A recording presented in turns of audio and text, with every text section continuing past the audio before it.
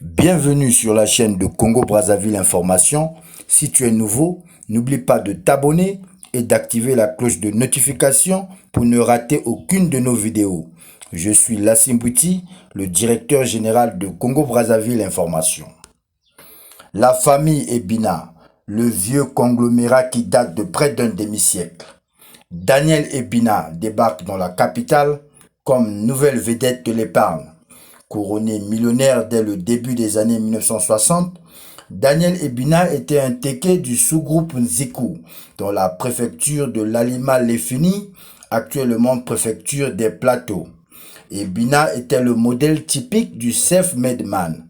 Tôt, il écuma routes et pistes de sa région avec ses bibellos en pédalant son vélo.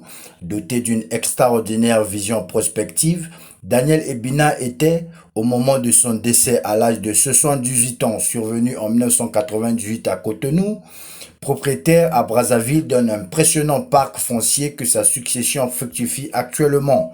La perspicacité de Daniel Ebina annonçait l'arrivée d'un génie dans la galaxie des hommes d'affaires congolais qui tutoiera au début des années 1980 le milliard comme d'autres avaient jadis tutoyé le million dans les années 1950.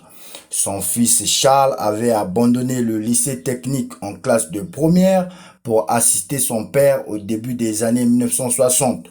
Ce choix fut payant. Charles Ebina fut avant sa mort le bâtisseur de l'hôtel Saphir situé au centre-ville, l'un des plus beaux fleurons de l'empire Ebina. Charles Ebina était le chef de l'une des familles les plus riches et célèbres de la République du Congo. Il a fondé un empire qui a investi dans plusieurs domaines, dans le bâtiment et le transport. Après sa mort, la famille Ebina a continué à promouvoir ses valeurs par le canal de la Fondation Charles Ebina, que préside aujourd'hui l'un de ses fils, Joe Washington Ebina.